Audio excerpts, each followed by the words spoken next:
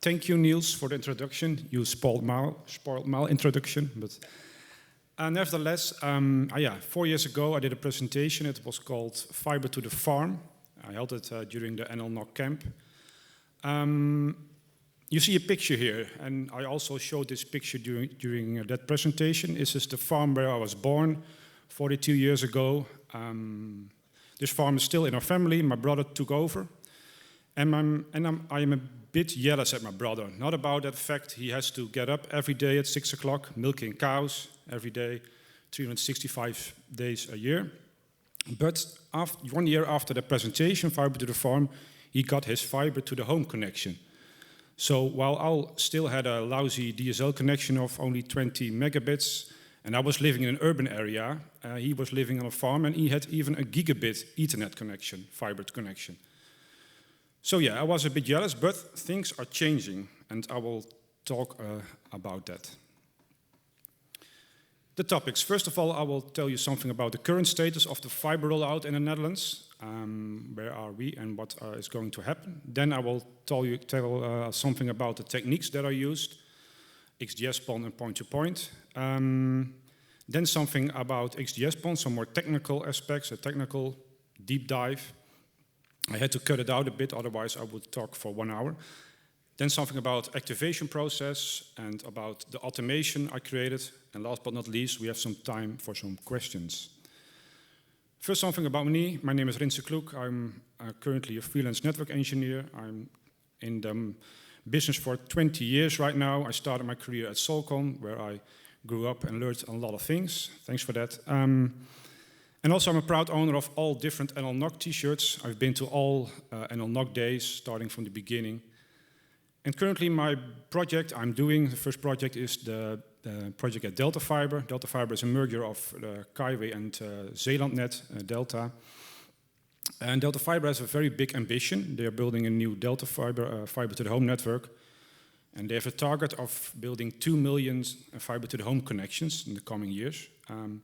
They have also 2 big investors. They are investing more than 2 billion euros, so that's pretty much money. So yeah, you can do something with that. This is the current status of the fiber to the home rollout. Current, it's of 1 year ago. Rudolf, thank you for lending this picture. It's from the website the Breedband Atlas from Stratix. The only thing is of 2021, so it's 1 year old, so maybe you can fix that. What you're seeing here is the hotspots are more in the eastern part of the Netherlands, so more the rural parts where there are a lot of small villages, farms also. And you see also around 2 hotspots. One is the region in Overijssel, Rijssen, and that reason is the headquarters of Reggefiber, who was one of the first big investors in the fiber to the home. It was located in Rijssen, and all regions around Rijssen have fiber to the home yet. And also around Eindhoven you see a hotspot. I think that has something to do with lots of innovation, a lot of projects started around that area. But right now, all projects all over the Netherlands are popping up. So from the east to the west, north, south, everywhere there's fiber rollout. Now something about my own fiber connection, fiber to my home. That started last year during the summer. The first steps were, they're laying the city ring ducts, so the backbone fibers are laid under the sidewalks, so the connections to the different area pops. 1 month later, they arrived at my home, at my driveway.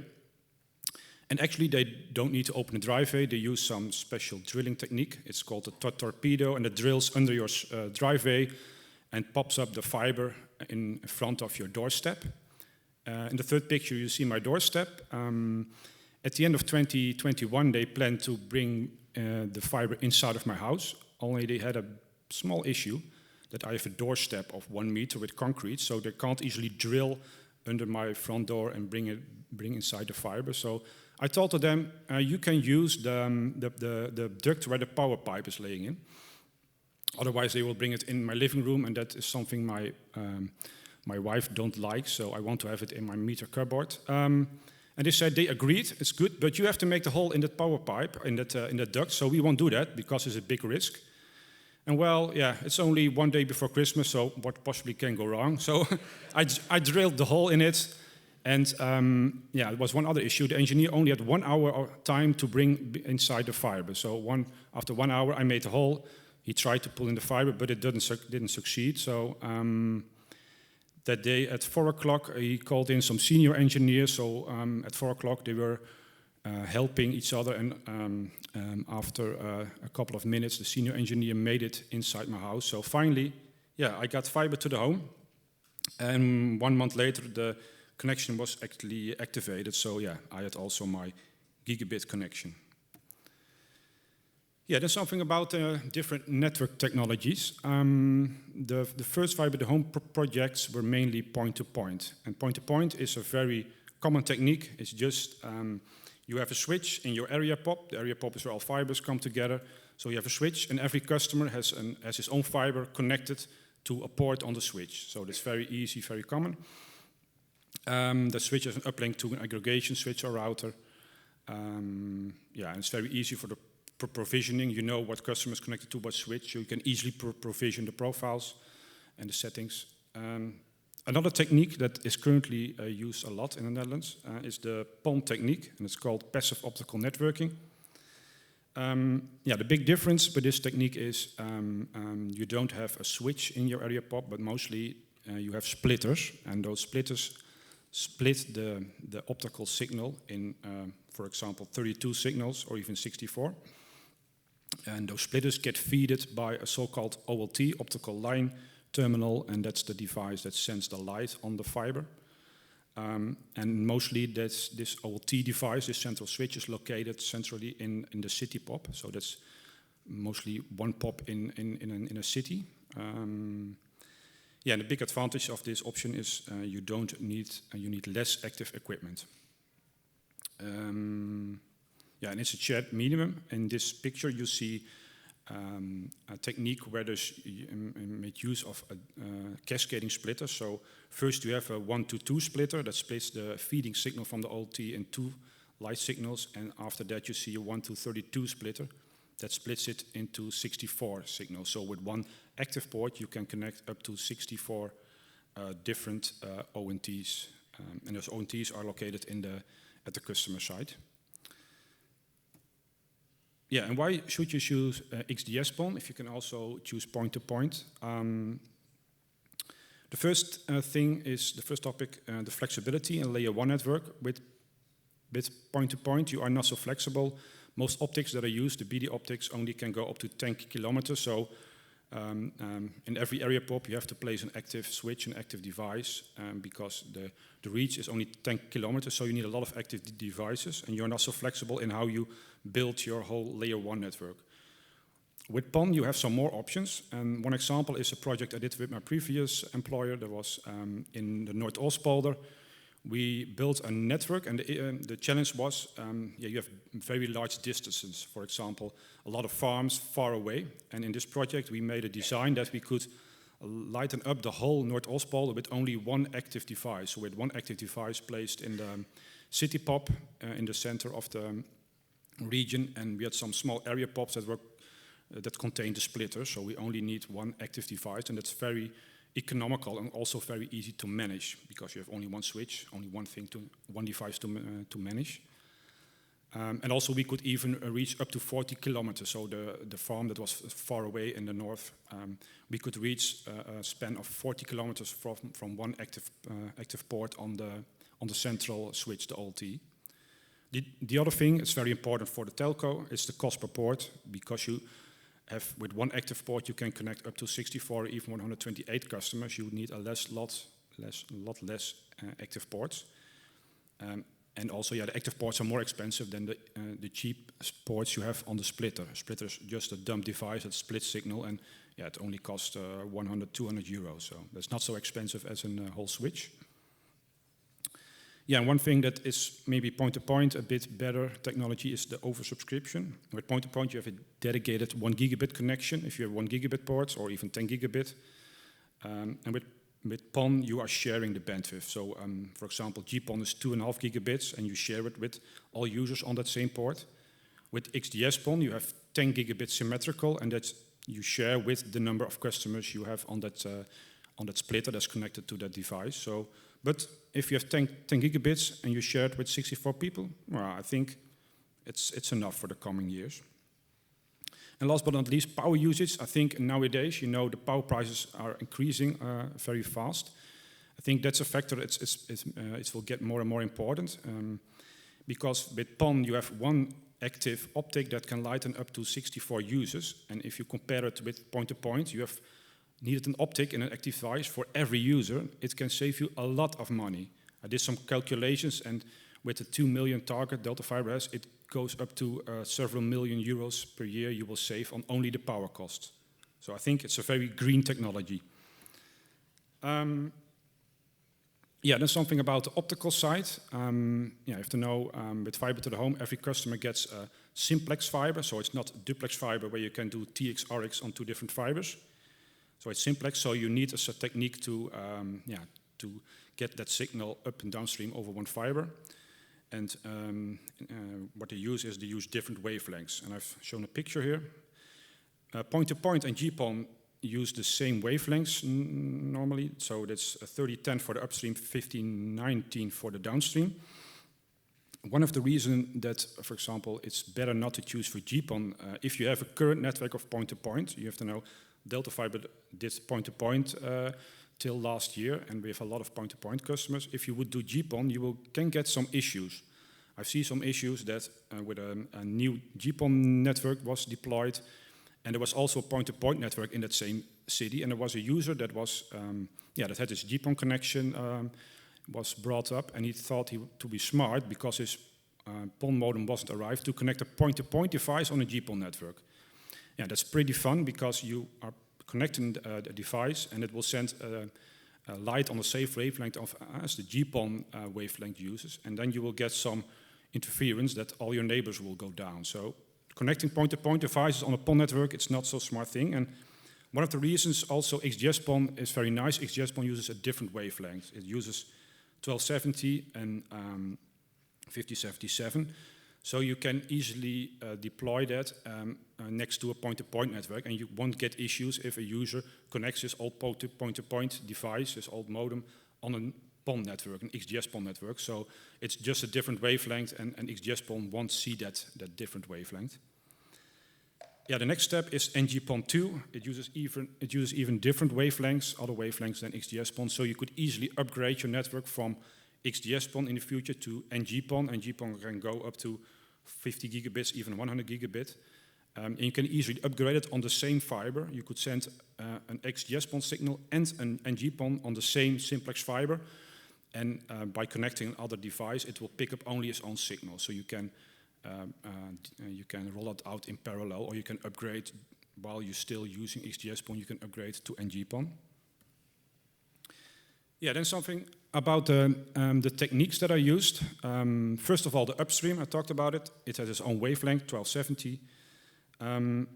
But because you are dealing with a shared medium, what you need to have is some time division multiplexing technique. So I've tried to make 2 diagrams to show that. What the first diagram and above is about the upstream.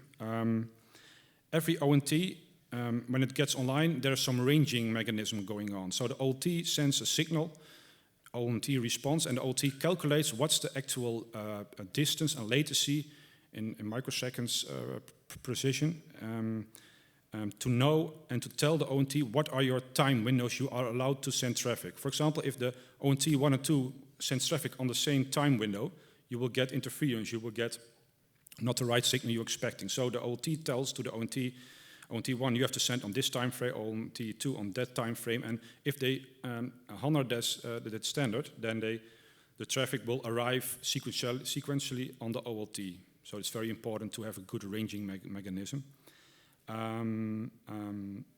The downstream is the opposite. It's just broadcasting. So in the downstream direction, for example, if ONT 1 wants to have a packet, the OLT puts the packet on the line, and that packet will arrive on all ONTs on that same splitter. But the ONT looks at the header of the packet, and the header, there's some header in it with some ID that the ONT knows, hey, this is my packet, I grab it off the line and I send it back to my CPE or other device that is connected. But that's not the only technique that is used. One of the things I've done is that it's very strongly advised to have also encryption. For example, if you would sniff before the ONT, you could see the traffic of all users on that same splitter. So if you didn't encrypt the traffic, you could see the traffic of your neighbors, and that's not something you want to have. So there's also some encryption mechanism in place for the downstream. So the ONT sends an encryption key to OLT, and OLT encrypts the traffic with that key, and only the ONT that knows that key can decrypt the traffic. So yeah, it's not mandatory, but yeah, I think it's not smart to deploy an XGS-PON network without some encryption. Yeah, and then something about the activation process. Because there's a shared medium, if a customer connects a new device, a so-called ONT, you don't know who connected the device. You don't have a dedicated active port per user, you have a shared port. So what is happening is if there's connected a new ONT, the OLT will get a so-called ONT new alarm. And that ONT new alarm, the serial number of the device, the ONT you connected, is in there. So the OLT knows, hey, this device is coming online. And because Delta Fiber has some sort of pre-registration process that every ONT that is sent to the customer, we register the serial number in our systems, and we have there also the different services the customer wants. So if the customer connects the device, we see that ONT, we make a match in a database, and we will provision that connection with the right configuration. So it's very good to have a very right logistic process, otherwise your neighbor could get the services you want to subscribe. So the logistic process is very important. And last but not least, we have a free modem choice. Like there is a law that says that every user has the right to connect his own device in his house. So we have to deal with it too at Delta Fiber. So we have the option, if you want to have your own device, you don't like that box that Delta Fiber delivers, then you have the option to buy your own ONT. And but before you can activate it, you have to give the serial number to us. So you can give it to us, and we will register the serial number.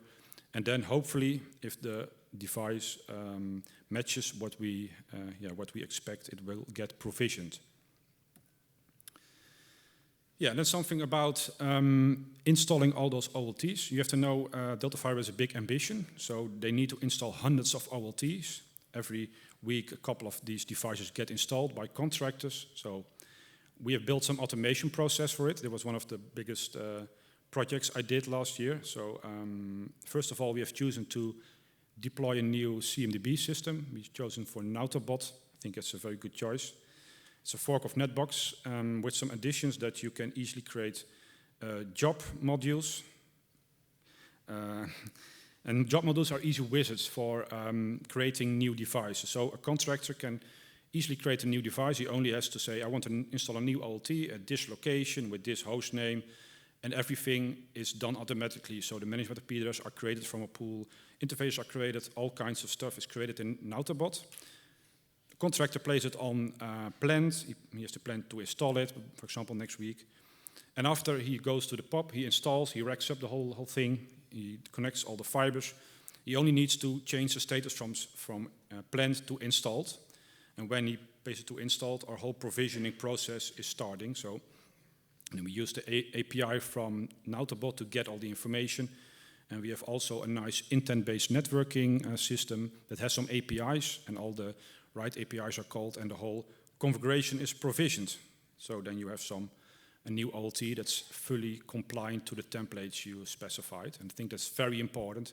Otherwise, you will get different configurations of different OLTs, and it will get hard troubleshooting that. But I had still to do some CLI magic and SZP magic. For example, the software that is copied to the ONTs is also on the OLTs, and the intent-based networking system of Nokia didn't have an option to upload the software, so I still had to connect via an SFTP connection to that OLT and upload the right software. So still had some custom things to do. Yeah, then some tales from the trenches, some things we did encounter during the whole project. Yeah, the first bug, the first thing I discovered was an issue. We had an ONT that didn't succeed to register itself, so it stayed in some initial state and it didn't register correctly. So I thought maybe a reboot mag good. So I sent a reboot signal on the PON line, and in that reboot signal there is a serial number, and the serial number was a serial number of the ONT I wanted to reboot. So that signal was broadcasted to all ONTs, and normally only the ONT that has that serial number needs to pick up the message and needs to reboot itself. But when I sent the signal, all ONTs got rebooted on that port. So I created some impact that I didn't expect, and it appeared to be a bug on the ONT. So the ONT just saw that reboot command coming in, and it didn't look at the serial number. So all ONTs just rebooted. That was not good. But the vendor that, saw it. I filed a ticket, and he fixed it in the next release. Another thing I discovered during the project is that some ONTs had memory leaks. And I discovered it by using some Grafana graphs. What I did is all ONTs report their state every couple of hours, every hour, to an ACS server. It's a TR069 server. And the TR069 server sends some metrics to some central influx DB, and I created some graphs of it. And one of the graphs I created was a memory-free graph per OLT. And you can see in a picture, most ONTs are stable with memory usage, but a couple of ONTs still every time decreases the memory usage, and they crashed, and then it goes up, goes down, goes up. So I filed a ticket at the vendor, and they saw it was a software issue, and that software, they fixed it. So, and last but not least, my colleague Maurice has a good, he bought an XGS-PON optic somewhere from the internet, I don't know exactly where. We connected it in the lab. Luckily, it was not production, and after he connected it in the lab, all ONTs on the same port get interrupted. They went down. So, yeah, think before if you connect some optic or some third-party device on an XGS-PON network, it could generate interference. So, yeah, it's good to watch out. And that's also one of the things of PON. The ONT and the OLT, yeah, they talk a lot together. So the ONT needs to comply to the standards. And if an ONT does strange things, it sends traffic in wrong time windows, you can create impact on your neighbors. So yeah, if you want to have a good relationship with your neighbors, watch out. Yeah, finally some conclusions about XGS-PON, about the whole designing and implementation. I think XGS-PON is a market-ready technology. During the whole POC phase, testing phase, I test every feature like multicast things, VLANs, trunking, IPv6, all kinds of things just worked out of the box. So yeah, I didn't have any issue on the OLT side, so the centralized device in the POPs works perfectly. There wasn't any bugs I discovered during the extensive testing. The most issues I've seen was on the ONT RG side, and especially on the RG side.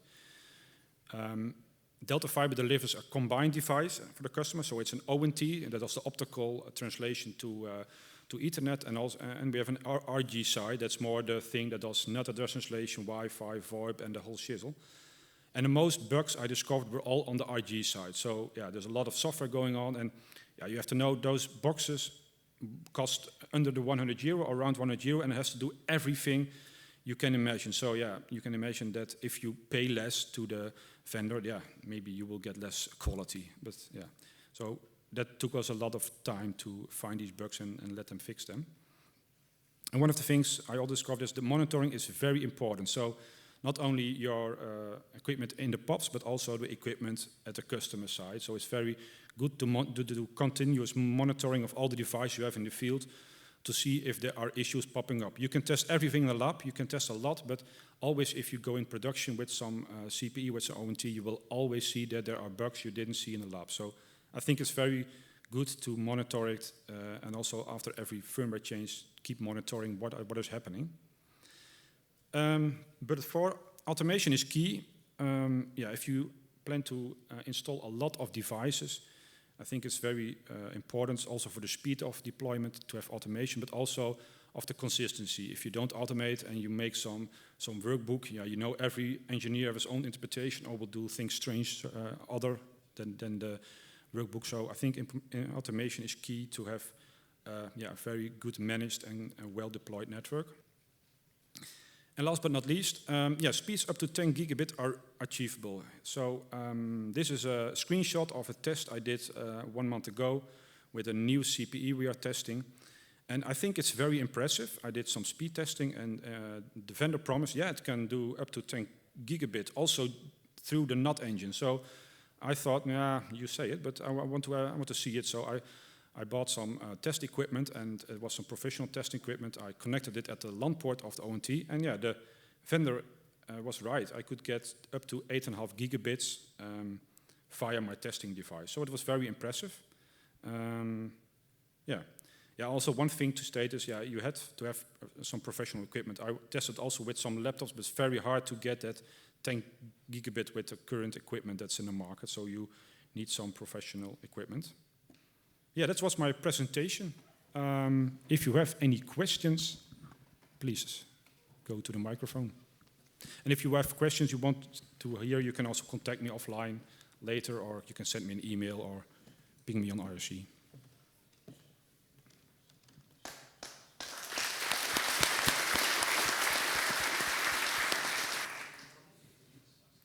There are a lot of questions, it seems. I would like to ask to keep them a bit short in the interest of time. Rudolf. To connect with my presentation, do you see too much traffic on your network, and can you financially handle it?